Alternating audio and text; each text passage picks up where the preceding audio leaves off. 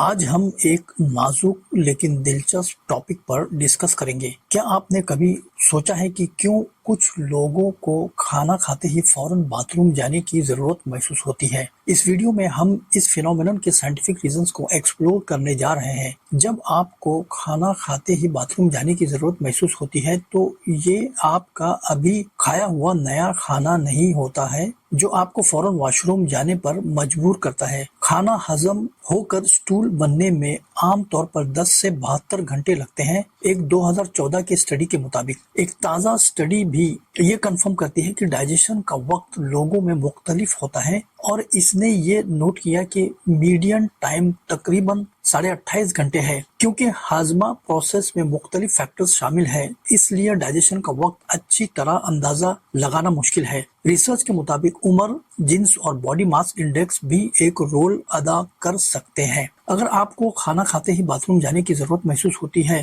تو یہ اس وجہ سے نہیں ہوتی کہ کھانا فوراً آپ کے جسم سے گزر رہا ہے۔ کھانا کھاتے ہی باتھ روم جانے کی ضرورت اکثر ایک اوور ایکٹیو گیسٹروکولک ریفلیکس کی وجہ سے ہوتی ہے۔ یہ آپ کے کولون سے کھانے کو زیادہ تیزی سے گزرنے پر مجبور کرتا ہے۔ یہ پروسیس منہ سے شروع ہوتا ہے، جہاں سلائیوا میں انزائمز کھانے کو توڑنا شروع کرتے ہیں۔ جب کھانا پیٹ میں جاتا ہے تو یہ گیسٹرک جوسز کے ساتھ مکس ہو جاتا ہے جو اسے اور توڑ دیتے ہیں۔ پھر چھوٹی آنت میں نیوٹرینٹس کو بلڈ سٹریم میں ایبزارب کر لیا جاتا ہے، جبکہ باقی کا ویسٹ بڑی آنت میں جاتا ہے۔ جب آپ کھانا کھاتے ہیں تو آپ کی باڈی ہضم کرنے کے لیے ڈائجسٹو سسٹم کو ایکٹیویٹ کرتی ہے۔ اس میں ایک کمپلیکس نظام شامل ہے جسے گیسٹروکولک ریفلیکس کے نام سے جانا جاتا ہے۔ اس فینومینن کا ذمہ دار ایک دلچسپ ریفلیکس ہے جسے گیسٹروکولک ریفلیکس کہتے ہیں۔ یہ آپ کے ڈائجسٹو سسٹم کے ذریعے ہارمونز اور مسلز کنٹریکشنز کا ایک لنک ہے۔ جب کھانا آپ کے پیٹ میں داخل ہوتا ہے تو یہ کولےسیسٹوکائنین جیسے ہارمونز کو ریلیز کرنے کا سگنل دیتا ہے۔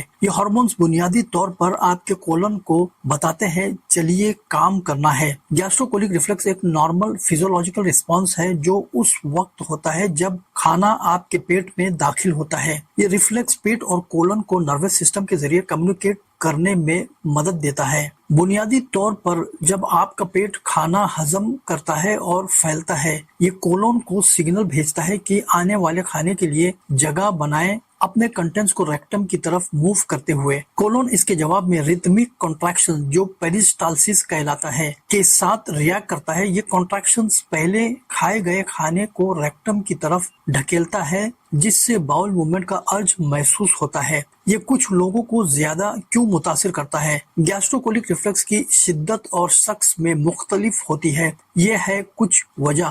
اریٹیبل باؤل سنڈروم، IBS والے لوگوں کا گٹ اکثر ہائپر سینسیٹیو ہوتا ہے جو انہیں گیسٹروکولک ریفلیکس کا زیادہ رسپانس دیتا ہے۔ اریٹیبل باؤل ڈیزیز، کولون میں کرونک انفلیمیشن بھی ترنت باتھ روم جانے کی ضرورت کو بڑھا سکتی ہے۔ فوڈ سینسیٹیوٹیز، کچھ کھانے جیسے اسپائسی ڈشز یا آرٹیفیشل سویٹنرز والے کھانے ڈائجسٹو سسٹم کو اریٹیٹ کر کے زیادہ اسٹرانگ ریفلیکس کو ٹریگر کر سکتے ہیں۔ پوسٹ میل باؤل موومنٹ سے بچنے کے لیے نیچرل فوڈز اور life style, high fibre diet جیسے اوٹ بران اور پرونز کھانا ریگولر باؤل موومنٹس کو مینٹین کرنے میں مددگار ہو سکتے ہیں۔ یہ کھانے نیچرل لیکسیٹیوز کی طرح کام کرتے ہیں اور کھانے کے بعد ترنت واش روم کو روکنے میں مدد کر سکتے ہیں۔ کچھ کھانے جیسے مسالے دار ڈشز اور انہیلدی فیٹس والے کھانے گیسٹروکولک ریفلیکس کے دباؤ کو بڑھا سکتے ہیں، جس سے کھانے کے بعد خوراک کا تیزی سے ہضم ہو جانا ہوتا ہے۔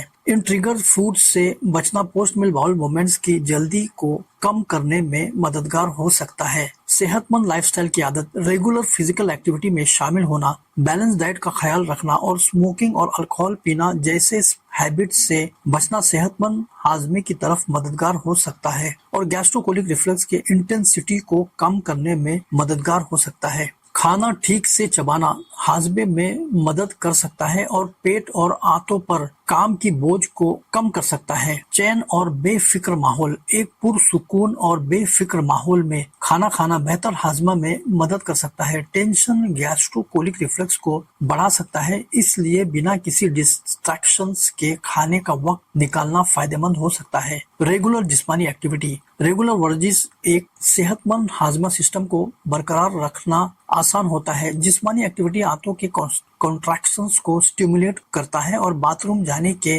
अमल को रेगुलेट कर सकता है। Managing stress, high tension level हाजमे को मुतासिर कर सकता है और बाथरूम जाने की फ्रीक्वेंसी और जरूरत को बढ़ा सकता है। योगा, मेडिटेशन या गहरी सांस लेने वाले एक्सरसाइज को शामिल करना इसे कंट्रोल करने में मदद कर सकता है। एक रेगुलर बाथरूम की आदत बना लेना आपके जिस्म को एक मुकर्रर वक्त पर बाथरूम जाने की आदत डाल सकता है। पोस्ट मील अर्जेंसी के इम्कानात को कम करके पोस्ट मील डिफिकेशन के साइंटिफिक रीजंस को समझकर और ध्यान से डाइट और लाइफस्टाइल में बदलाव करके आप इस फिनोमेनन को बेहतर तरीके से मैनेज कर सकते हैं और शायद इसे रोक भी सकते हैं।